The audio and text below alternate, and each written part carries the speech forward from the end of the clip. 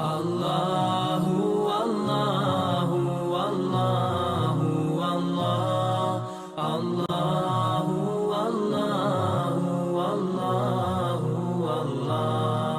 اللہ اللہ اللہ۔ مفتی صاحب، آپ نے جیسے فرمایا کہ جی قرآن کو اپنی زندگی میں ہم اس کی ضرورت محسوس کریں اور اپنے سارے زندگی کے معاملات جو ہیں وہ قرآن سے کنسیڈر کر کے ہم اس کو کریں، تو اس کو قرآن کو سیکھنے کے حوالے سے ہم اس کو کس طریقے سے اپنی زندگی میں ترتیب بنائیں گے اس کو سیکھنے کی؟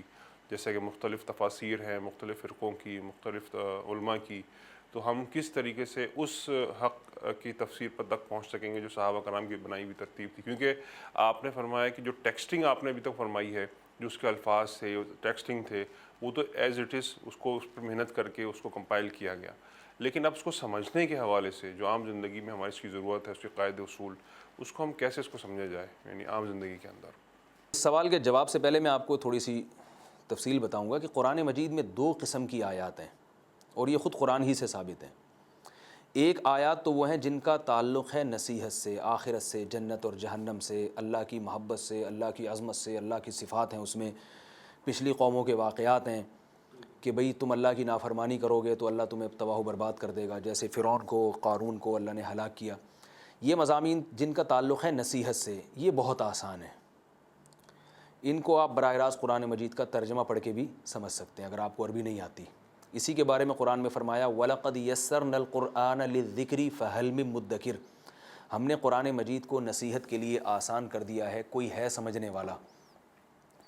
قرآن مجید کے دوسرے مضامین وہ ہیں جن میں ایک سرسری طور پر احکام کو بیان کیا گیا ہے، کلی احکام جسے آپ کہہ سکتے ہیں، نماز کا پڑھنا، زکوٰۃ کا وجوب، رمضان کا روزہ فرض ہے، اور حج کی ادائیگی ہے، وراثت کے احکام تو خیر تفصیل سے قرآن نے خود بیان کیے ہیں، زوجہ کے حقوق ہیں، عاشروہن بالمعروف، ان سے اچھے طریقے سے پیش آؤ۔ یہ وہ احکام ہیں جن کے اجمالی طور پہ تو قرآن نے بیان کیا، آپ اگر قرآن کا صرف ترجمہ پڑھیں گے تو آپ کو اجمالی طور پر اتنی بات سمجھ آ جائے گی کہ نماز فرض ہے، حج فرض ہے، رمضان کے روزے فرض ہیں، ماں باپ کی اطاعت فرمانبرداری فرض ہے، رشتہ داری جوڑنا فرض ہے، اور بہت سارے احکام۔ لیکن جب آپ ان کی بہت زیادہ تفصیل میں جائیں گے تو پھر قرآن اس کے بارے میں ایک اور حکم دیتا ہے، اور وہ حکم بھی قرآن میں موجود ہے۔ وَأَنزَلْنَا إِلَيْكَ الذِّكْرَ لِتُبَيِّنَ لِلنَّاسِ مَا نُزِّلَ إِلَيْهِمْ وَلَعَلَّهُمْ يَتَفَكَّرُونَ۔ اسی طرح قرآن میں آتا ہے وَيُعَلِّمُهُمُ الْكِتَابَ وَالْحِكْمَةَ کہ جس نبی پر یہ قرآن نازل ہو رہا ہے، اس قرآن میں اگر کوئی چیز تمہیں سمجھ میں نہ آئے تو يُعَلِّمُهُمُ الْكِتَابَ، نبی صرف تمہیں کتاب دیں گے نہیں بلکہ سکھائیں گے بھی، اور نبی کے سکھائے ہوئے کو حدیث کہا جاتا ہے۔ تو پتہ چلا قرآن مجید میں جہاں کوئی ہمیں مشکل پیش آئے گی، تفصیلات میں جانا ہوگا، تو قرآن ہی کو سمجھنے کے لیے ہمیں حدیث کا سہارا لینا پڑے گا۔ احادیث کی دو قسمیں، صحیح جو صحیح مستند وسائل سے ذرائع سے پہنچی ہیں وہ صحیح احادیث کہلاتی ہیں، اور اس کے مقابلے میں ضعیف اور موضوع احادیث ہوتی ہیں۔ ظاہر ہے صحیح احادیث ہی حجت ہوں گی۔ پھر احادیث کی تشریح، بعض احادیث واضح ہیں لیکن بعض احادیث ایسے ہیں کہ حدیث ہی کی روشنی میں ان کی دو قسمیں۔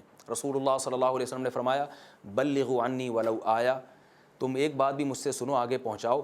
فرب حامل فقہ غیر فقیہ، اس لیے کہ بہت سے لوگ ایسے ہوتے ہیں جو علم کی بات جانتے ہیں سمجھتے نہیں ہیں، تو کسی ایسے کو پہنچا دو گے جو سمجھتا بھی ہوگا، کیا مطلب وہ تمہیں اس کا مفہوم اور مطلب بتا دے گا۔ یہ حدیث بھی ناصر الدین البانی رحمہ اللہ تعالیٰ نے اس کو صحیح قرار دیا۔ اس سے پتہ چلا کہ اس امت میں قرآن اور حدیث کو سمجھنے کے لحاظ سے بھی دو قسمیں ہیں، ایک فقیہ اور ایک غیر فقیہ۔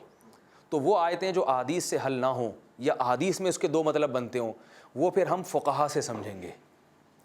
تو یہ قرآن مجید کی معنوی حفاظت ہے، لفظی حفاظت تو میں نے بتا دی، ایک قرآن مجید کا حقیقی مفہوم تبدیل نہ ہونے پائے۔ آپ کے سوال کا ایک فائدہ یہ ہوا کہ چلیں یہ سے ٹاپک الحمدللہ معنوی لحاظ سے بھی یعنی مکمل ہو جائے گا۔ قرآن کی اللہ نے معنوی تحریف سے بھی حفاظت کی، وہ اس طرح سے کہ قرآن کی آیت کے اگر دو مطلب بنتے تھے تو اللہ تعالیٰ نے فقہائے کرام کو اجتہاد کا حکم دیا، جن میں صحابہ بھی تھے، تابعین بھی تھے، انہوں نے اجتہاد کر کے قرآن کی دوسری آیتوں پہ رکھ کے اور دوسری احادیث پہ رکھ کے اس کا مفہوم اور مطلب ہمارے سامنے بیان کر دیا۔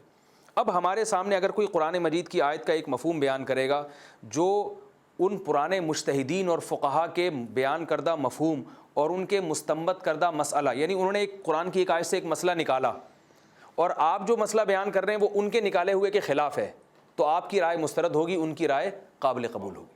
تو اس لیے ہم یہ کہتے ہیں کہ قرآن کو حقیقی طور پر سمجھنے کے لیے آپ کو حدیث کا سہارا بھی لینا پڑے گا اور فقہاء کرام کا سہارا بھی لینا پڑے گا آپ کو، پھر پورا قرآن آپ کی سمجھ میں آئے گا، اور یہ باتیں قرآن اور سنت ہی سے ثابت ہیں۔ البتہ واعظ و نصیحت کا جہاں تک تعلق ہے تو وہ باتیں آپ خود بھی سمجھ سکتے ہیں قرآن میں، اور یہیں سے قرآن کی معنوی تحریف کی حفاظت ہوتی ہے۔ آج جو لوگ بہت سارے قرآن کی آیت اٹھ کے کوئی کہتا ہے کہ قرآن میں نماز نہیں ہے، ذکریوں نے کیا نماز کا انکار کر دیا، انہوں نے کہا اقیم الصلاۃ لذکری، قرآن میں آتا ہے کہ نماز قائم کرو ذکر کے لیے، تو اصل میں نماز کا جو اصل مقصد تھا وہ تو کیا تھا؟ ذکر تھا۔ تو اگر ہم ڈائریکٹ ذکر کر لیں تو ہمیں نماز پڑھنے کی کیا ضرورت ہے؟ اب یہ قرآن کی معنوی تحریف ہے، ہم اس کو کیسے رد کریں گے؟ ہم کہیں گے کیا صلاۃ والی آیت کا یا اس آیت کا نبی نے بھی یہی مطلب سمجھا؟ اگر یہی مطلب ہوتا تو نبی صلی اللہ علیہ وسلم دن میں 5 دفعہ نماز کیوں قائم کرتے؟ تو پھر ہماری تفسیر کے برحق ہونے کی دلیل کیا ہوگی؟ نبی صلی اللہ علیہ وسلم کا عمل۔ پھر اگر نبی صلی اللہ علیہ وسلم کے عمل کی کوئی ایک ایسی لاجک بیان کر رہا ہے جو فقہا نے بیان نہیں کی ہے، تو آپ اس پہ رد کریں گے فقہاء کرام کی۔ بھئی بڑے بڑے مجتہدین جو اس دور میں گزرے تھے، جن میں سر فہرست ائمہ اربعہ ہیں، ابو حنیفہ، مالک، شافعی، احمد بن حنبل رحمہم اللہ تعالیٰ، اور جو بڑے مجتہدین ہیں، بھئی آپ کی تفقع اور آپ کی فہم ان کے فہم کے خلاف جاری ہے۔ تو اس طرح سے اللہ تعالیٰ نے قرآن مجید کی معنوی تحریف کی بھی حفاظت فرمائی ہے۔ اس طرح سے ہم پورے قرآن پر عمل کر سکتے ہیں۔ اللہ اللہ اللہ